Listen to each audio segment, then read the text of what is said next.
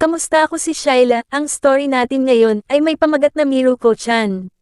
Dito ay malalaman natin na mahirap mag-ghost. Simulan na natin. Nag-umpisa ang kwento sa isang babaeng hinahabol ng masamang multo. Pagpasok nito sa kwarto ay sinubukan kaagad nitong buksan ng mga ilaw, ngunit ayaw nito sumindi. Hanggang sa lumabas si Sadako sa ref at Ford sigaw ang Fersen.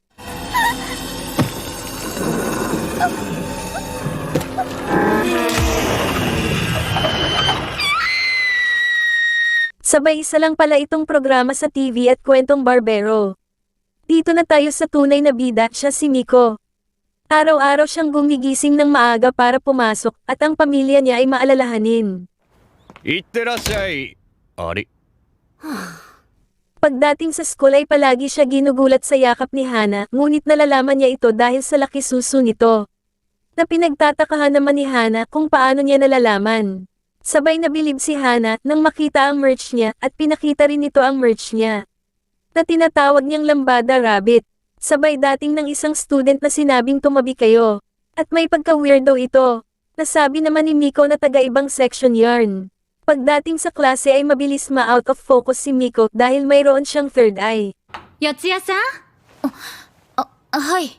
Nang mag-lunch sila ni Hana ay nagkwento ito ng kakaibang karanasan niya sa bahay nila.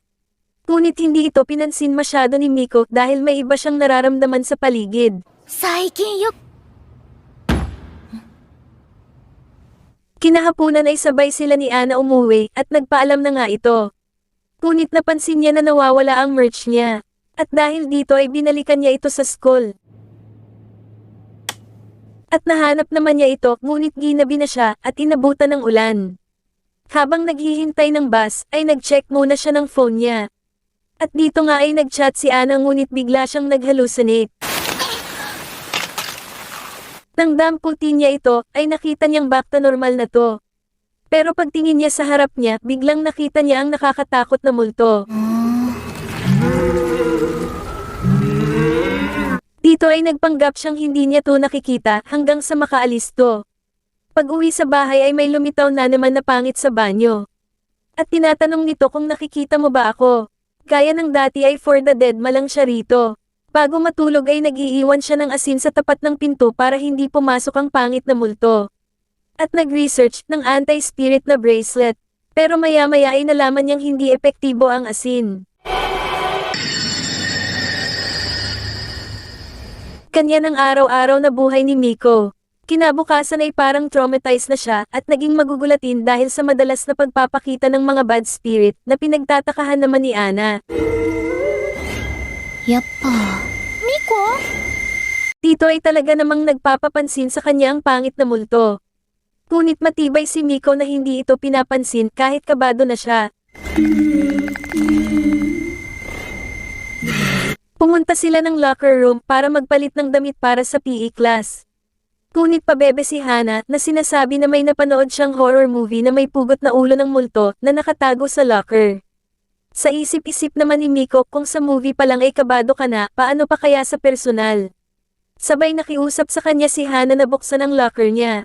Pagbukas naman ni Miko ay wala naman siyang nakita sa baba. Kasi nasa taas pala si Gago, aalis na dapat siya rito pero hindi maabot ni Hana ang phone niya kaya pinakuha ito sa kanya. Iyo, daijoubu. Pabebe pa more, na-traumatize tuloy. Pagdating sa classroom ay marami pa ring dada si Hana. Pero natutuwa si Miko sa kanya dahil dinidistract siya nito na dahilan kung bakit hindi niya napapansin masyado ang multo sa paligid. Ngunit may biglang lumitaw na multo at niyakap ito. Wata o tachikurami. Mata hinket. Pero gusto talaga siya yakapin ng multo kaya nagpasya siyang dalhin sa malayo si Hana. Ngunit pagtingin niya ulit rito ay nayakap na ito ng for the lamas na multo. Sabay nag-isip siya ng paraan para matanggal ito at naisip niya na buhusan ito ng alcohol. Nasaktan ito pero lumabas lamang ang ulo nito sabay lalapit si Hana sa kanya at balak naman siya lamasin ng malibog na multo. Buti ay dumating ang nurse at lumipat dito ang manyak na multo. Maaga silang pinauwi at dahil dito ay dumaan sila sa tindahan ng donut. Mahaba ang pila at nakita nila ang weirdong babae. Pagpila niya ay pila pala ito ng mga multo. At buti ay hinatak siya ni Ana, sabay nakita niya ang higanting multo na kumakain ng kapwa multo. ありがとう。 Habang naglalakad ay nakita naman nila dito ang itinapon na pusa na meron ring kasamang multo. Sabay pinost naman ito sa social media na pinapa-adopt ito. Sabay nakita ni Hana ang pangit na lalaki at natakot siya rito dahil nakatitig ito sa kanila. Sabay dating ng lalaking pogi at gusto nito ampunan ang pusa. Nasabi ni Ana na ang gwapo niya at ibibigay sana ito. Ngunit iba ang tingin ni Miko at sinabing wag ibigay rito ang pusa. Dahil napapalibutan ito ng masasamang spirit. Biglang tumingin ang pusa sa pangit. Kaya, nagpa siya si Miko na ipa-adopt rito ang pusa. At nasabing don't judge a book by its cover. Eddie, wow. じゃあ人は見かけによる。 Kinabukasan ay maaga umalis si Miko para makipagkita kay Hana. Dito ay may nakita siyang batang student na nakaupo sa malayo, ngunit nang malingat lang siya ay biglang nasa harap niya na si Gago.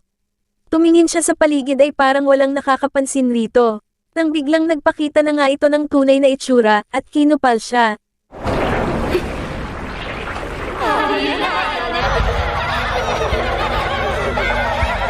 Maya-maya ay bumaba na rin ito. Sana all libre sakay, at dahil dito ay lumagpas siya sa dapat na bababaan niya. Pagdating sa restaurant ay kahit late ay nauna pa rin siya. Pero may napansin siyang gwapo na inaalihan ng masamang multo, at nang mapatingin ito sa kanya ay for the selos ang multo.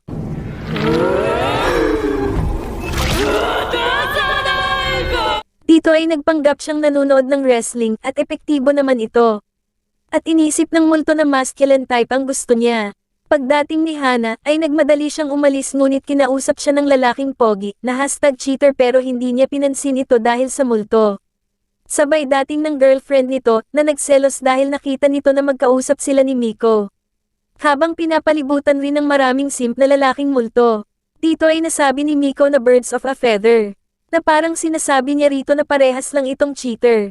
Maya-maya ay nabili na ni Miko ang bracelet at nabili naman ni Ana ang lambada rabbit.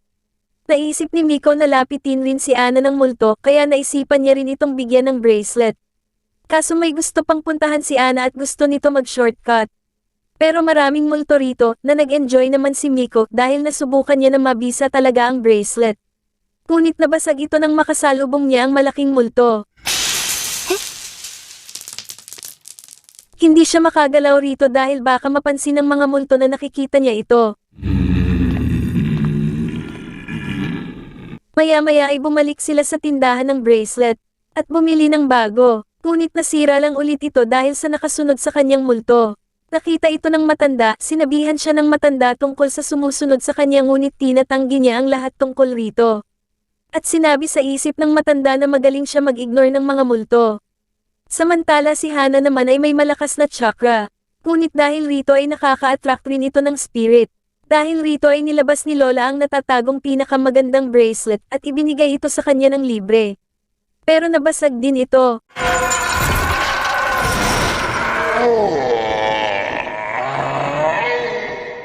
Pag-uwi ay nag-usap sila tungkol sa bracelet ngunit ang pinagtatakahan niya ay huminto na sa pagsunod ang malaking multo.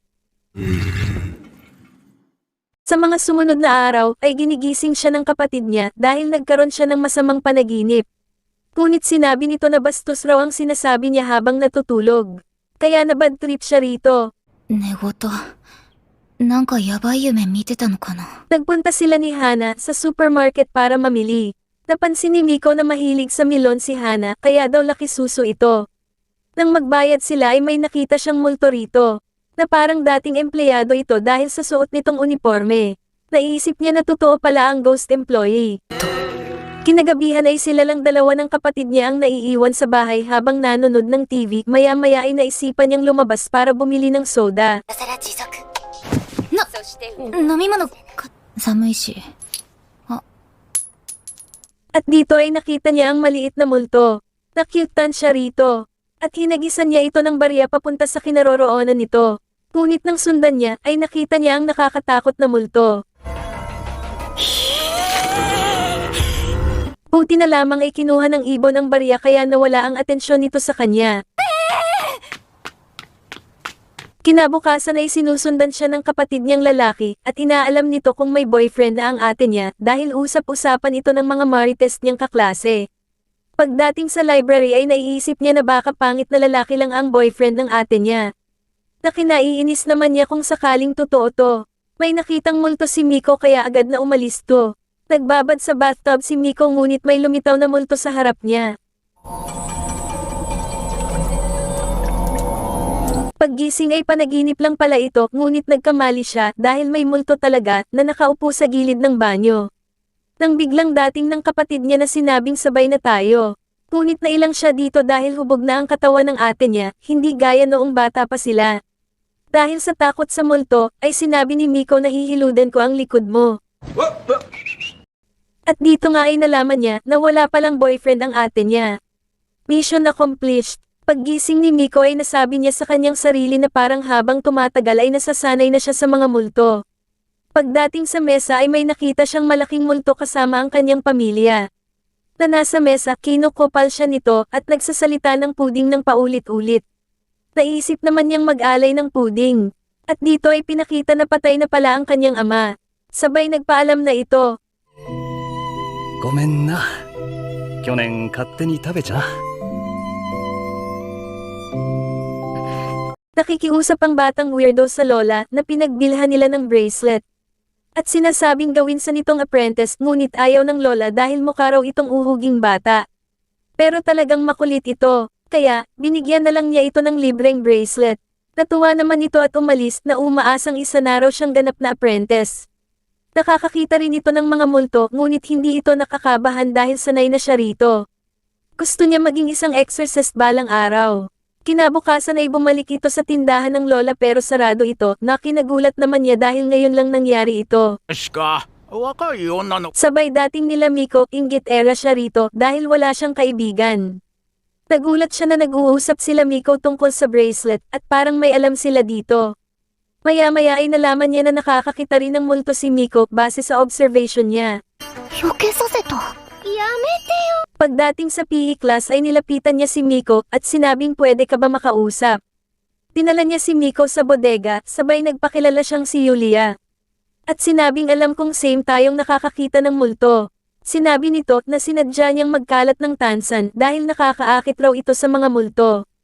Ngunit tinanggi ni Miko na nakakakita siya at sinabing mga insekto lamang ang nakikita niya. Sabay labas ng malaking multo galing sa dilim na labis na kinakaba ni Miko. Pero tuloy pa rin si Yulia sa pagpapahamak sa kanya, na naglabas pa ng bracelet na pang anti-spirit nang biglang nabasag ito. Dahil dito ay nahahalata na ng multo na nakikita siya ng mga ito. At siguradong for the follow ito sa kanila pag nagkataon kaya nag-isip si Miko ng paraan kung paano patatahimikin si Yulia. At ang naisip niya ay ang wrestling. At ginawa niya ang teknik dito para mawalan ito ng malay. Paggising sa klinik ay traumatized na si Gago, sinabing gaganti siya. Kinagabihan ay may nakita siyang matanda sa hagdan na pagkamalan niyang multo. Hindi ito nakakapagsalita kaya hinatid niya ito sa bahay. Nung binigay ang pustiso nito ay nakakapagsalita pala to. Ngunit may nakita siya ritong multo na lolo, aalis na dapat siya pero pinigil siya ng lola. May sinabing numero sa kanya ang lolo na multo. Nang sinabi niya sa lola ang numero, ay isa pala itong password ng vault. Nakita niya rito ang mga sulat ng namayapang asawa at suklay.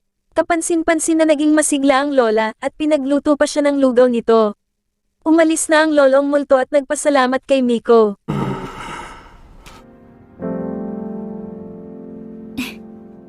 Kinabukasan ay magkasamang bumili ng cake sila Miko. Pag-uwi habang naglalakad ay may nakasalubong silang pangit na multo. Sabay sabi ni Miko na magbago sila ng daan. Nagkaroon si Miko ng masamang panaginip dahil sa pangit na multo. Si Hana ay isang masiglang babae, hilig niya ang matatamis. Ngunit lapitin din siya ng spirit nang hindi niya nalalaman. Nagtaka siya nang madaanan niya ang isang aso na tinatahulan siya. Ngunit pag alis niya ay nakasunod pala sa kanya ang pangit na multo. Ginawa siyang kalan nito, dahil sa maliwanag niyang chakra. Maya-maya ay may nakasalubong siyang batang umiiyak. Nawawala ang aso nito na pumasok daw sa abandonadong building. Kahit takot ay pinasok niya pa rin ito para mahanap ang aso. Habang patuloy ang pagsunod sa kanya ng pangit na multo habang kumakain. Makalipas ang ilang sandali ay nakita niya na ang aso. At binalik ito sa bata na labis ang pagpapasalamat sa kanya.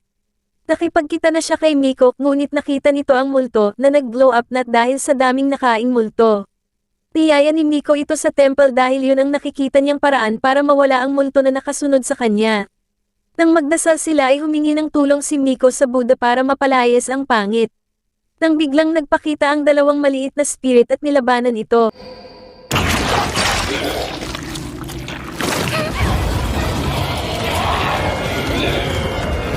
Ngunit malakas na ang pangit na multo at nagawa nitong mapatay ang dalawang maliit na spirit at kinain ang mga ito.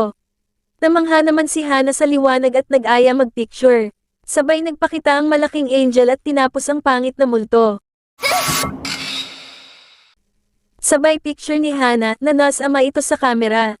Samantalang si Miko ay sinasabi na baka yun ang God.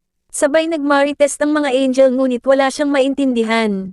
Nang maglaho ito ay tulala sa mga nakita si Miko. Miko? Pinakita si Julia habang sinasabing hindi ko malilimutan ang ginawa mong pagmamalupit sa akin, Miko. At nagplaplano itong gumanti. 終われるわけない。待ってなさい、四谷ミコ。 Dito ay tuwang-tuwa si Hana dahil sikat na ang picture na kinunan niya sa may templo. Dahil dito ay pakiramdam niya ay talented siya sa pagkuha ng mga larawang may multo. Habang sa isip-isip naman ni Miko ay pwede dahil nakaka-attract naman talaga si Hana ng mga multo, hindi lang nito nararamdaman. Maya-maya ay lumapit si Julia sa kanila at inutos si Hana at sinabing may alam siyang lugar na pwedeng magamit ang talent niya. At agad namang nakumbinsi ito, na pinagtakahan naman ito ni Miko dahil kilalang hindi pala kaibigan si Julia. Pagdating sa site ay dinala sila sa lumang tunnel, maraming masamang spirit dito at lubhang delikado. トンネルってこんなもんだよ。 Dito ay gusto malaman ni Julia kung hanggang saan ang kakayahan ni Miko dahil inaakala niyang isa itong exorcist. Nang magpagpag si Miko ng alikabok ay inakala nito na nagsasagawa siya ng isang ritual. なんか Naglabasan na ang mga multo kaya naman agad namang sila kinumbinsi ni Miko na umalis sa tunnel. Pinigil naman sila ni Julia sa pag-alis at inuto ulit si Hana na tinuloy ang pagkuha ng picture. 後からするし。 Nang biglang may lumitaw na malakas na multo at kinain ang maliliit na multo. Hindi nakikita ni Julia ang malalakas na multo kaya inakala nito na si Miko ang pumapatay sa mga multo rito. Naisip naman ni Miko na takutin si Hana para umiwas ito sa malakas na multo. Patuloy ito sa pagkain hanggang sa tuluyan itong lumaki. Inakala naman ni Julia na nakapatay siya ng maliit na multo nang kainin ito ng gagambang spirit. Feeling si tanga, nang atakihin sila nito ay dumating ang mga spirit sa templo at inatake ito.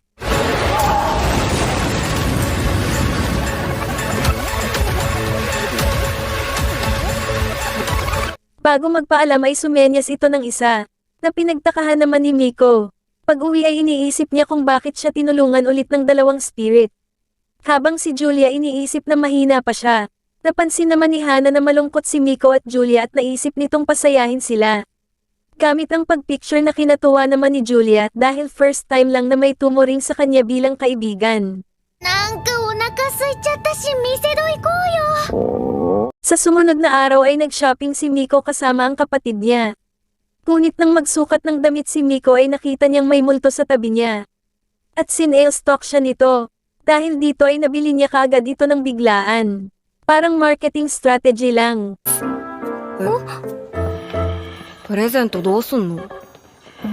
Habang pauwi sila sakay ng tren ay may nakita siyang multo na lakas tama at natakot siya rito. ちょっと待って。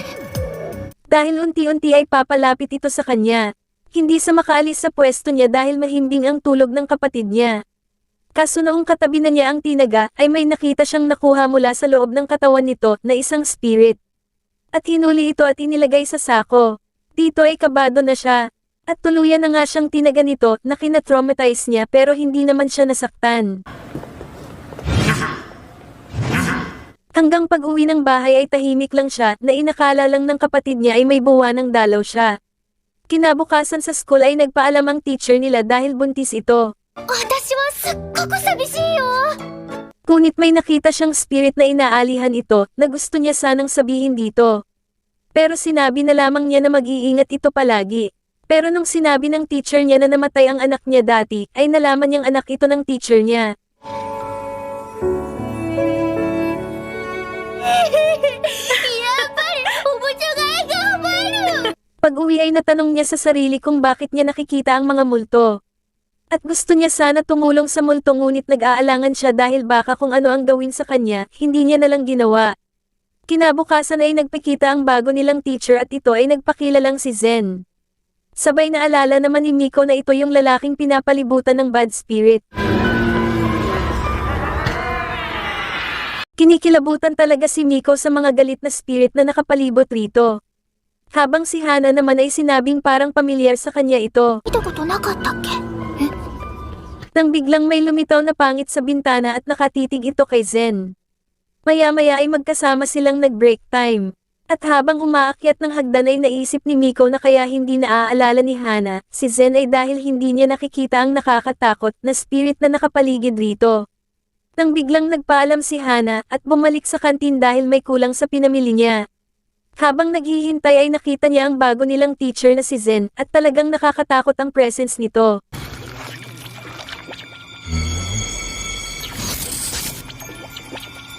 Kaya nagtago siya sa banyo, ngunit may nagpakitang malaking multo na lumabas galing sa inidoro. Nagpanggap siyang hindi ito nakikita at nagbukas ng mga pinto ngunit nakita niya rito si Julia na kumakain. Nahiya tuloy. Dito ay napagtanto ni Miko na hindi nakikita ni Julia ang malalaking multo. Magkasama na silang kumain sa labas at sinabi ni Miko sa isip niya na kailangan niyang ilayo sa danger ang mga kaibigan niya. Habang nakatingin kay Zen ngunit biglang lumitaw sa likod niya ang nakakatakot na babaeng multo. Na sinabing wag mong tignan si Zen. Naiyak siya sa takot na pinagtakahan naman nila Hana. Pag-uwi ay magkasabay silang tatlo. At nadaanan ng isang palaro na may premyong libreng donut kapag nakasurvive sa horror house.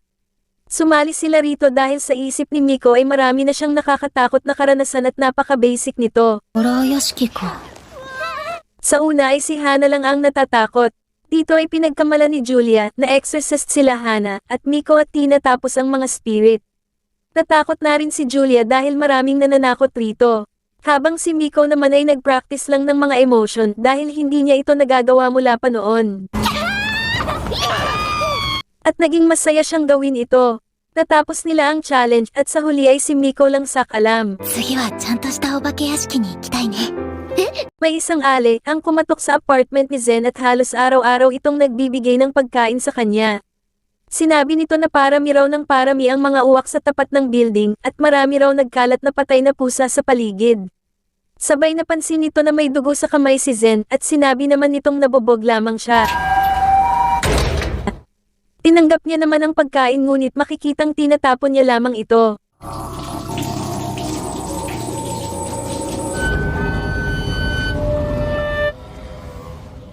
Tinutokso ni Miko si Hana dahil sa pabebe ito at mahina. Niyaya niya itong magkarera nang biglang nawalan siya ng gana nang makita ang malaking multo na mabilis tumakbo na nakikipagkompetensya sa kanya. At sinabing sige maglakad na lang tayo. Maya-maya ay nasa klase na sila ni Zen ngunit may kupal na multo rito na nagagalit kapag tinitignan si Zen ng ibang tao. Samantala si Miko lang ang nakakakita dito. タイプだって言ってたのにね。 Iniisip niya na hindi niya naman talaga magawang tignan si Zen dahil sa mga nakakatakot na spirit na nakapaligid dito. Nagulat siya nang pumasok sa loob ng katawan ni Zen ang pangit. At naalala ang nangyari sa tren, sabay naisip niya na ayaw niya masaniban ng spirit. Sabay tinawag siya ni Zen para sa isang recitation. Ngunit kabado siya dahil nakatingin rin sa kanya ang pangit na multo. その覗き込むように眺めていた。 Buti na lamang ay sumakit ang tiyan ni Hana at sinabing dadalhin niya ito sa klinik. Nagkaroon siya ng dahilan para makaalis doon.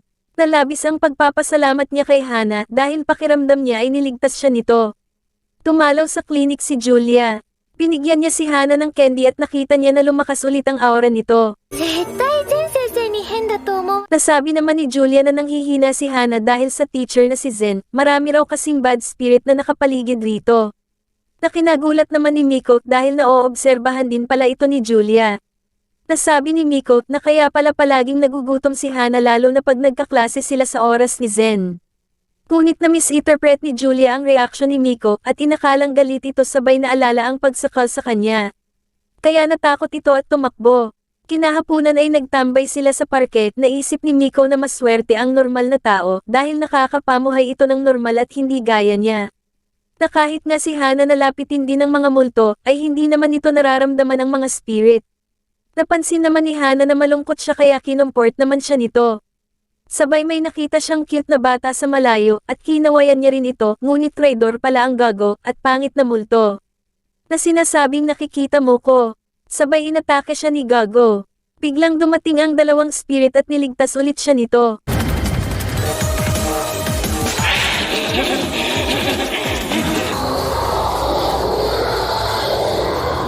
Sabay sumenyas ng isa bago umalis. Naalala naman niya ang sinabi ng malaking spirit na sinabing 3. At napagtanto niya na 2 beses na siya nito niligtas at isa na lang ang natitira. Habang si Hana naman ay nagutom.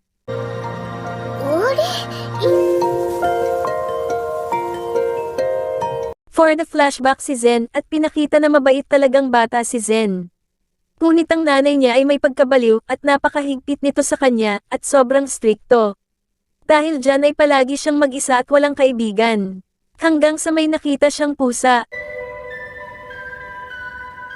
Kinahapunan ay hindi sumabay sa pag-uwi si Miko kay Hana at palihim nitong sinundan si Zen. Pero habang sinusundan niya ito ay nagkaroon siya ng problema dahil sa pangit na spirit na nasa loob ng katawan nito at pwedeng makita siya nito. Ngunit naalala niya ang spirit sa templo at isang beses pa siyang ililigtas nito kaya lumakas ang loob niya at patuloy na sinundan ito. Maya-maya ay pumasok si Zen sa tunnel at nang sundan niya ito ay nakita niya na nakatingin to sa isang pusa.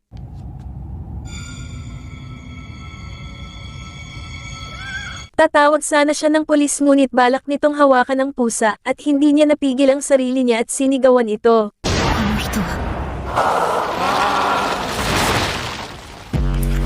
Sabay dinampot niya ang pusa at tumakbo. Ngunit nadapa si tanga at nasa likuran niya na agad ito. Sabay nabitawan niya ang pusa at tumakbo ito sa gitna ng kalsada. Tabis ang pagkagulat niya nang iligtas nito ang pusa. Dito ay pinakita na mabait pala talaga si Zen ngunit ang nanay niya lang ang kupal. Palihim niyang inaampon ang pusa at inaalagaan ito. Ngunit isang araw ay nalaman ito ng nanay niya at pinatay nito ang pusa dahil nagsinungaling raw siya dahil dito. Zen. Sa ospital ay nagtataka si Miko kung mabait ito or masama. Tinanong siya ni Zen kung nasaan na ang pusa at sinabi niyang nasa bahay ito at pinaalaga sa kapatid niya, sabay labas ng spirit na pangit. Nagalit dahil ayaw nitong may tumitingin kay Zen. Habang nagtataka naman si Miko kung saan nagmula ang mga galit na spirit ng pusa sa paligid niya.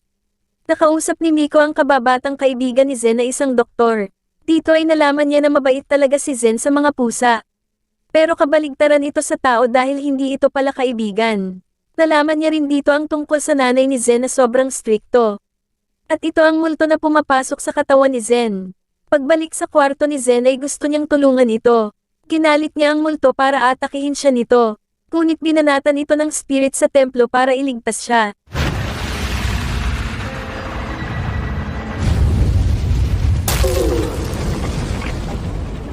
Nakapasok pa ito ng kwarto ngunit tuluyan na itong tinapos ng spirit ng templo.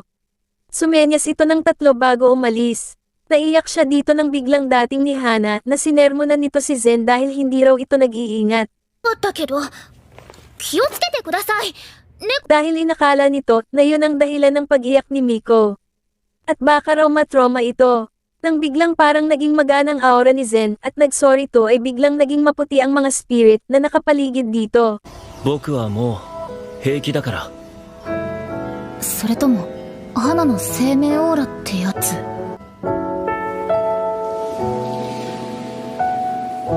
Isang linggo ang nakalipas ay binawi ni Zen ang pusa na sinagip niya mula sa kotse.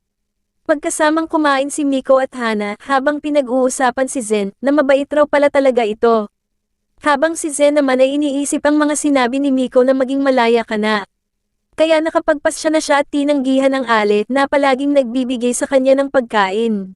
のかしらわからないように入れてたのに Samantalang si Julia naman ay tanggap na mas mahina pa siya kay Miko. Nakita ng lola na nagbebenta ng bracelet ang larawang nakuna nila sa templo at nagulat ito. Sabay pinakita ang isang manong na pumapatay ng pusa sabay pinatulog ito ni Zen. Biglang missing na si Tanga. Habang naglalakad si Miko ay naramdaman niya pa rin ang spirit na nasa templo. Nanaginip siya na pinuntahan niya ito para pasalamatan ngunit nagalit ito at kinain siya. Pagkagising ay labis ang pagtataka niya kung anong ibig sabihin ng panaginip niya. Habang papasok ay naiisip niya kung hanggang kailan siya makakapagpanggap na hindi niya nakikita ang mga multo sa paligid. Sabay dating ni Hana at ginulat siya.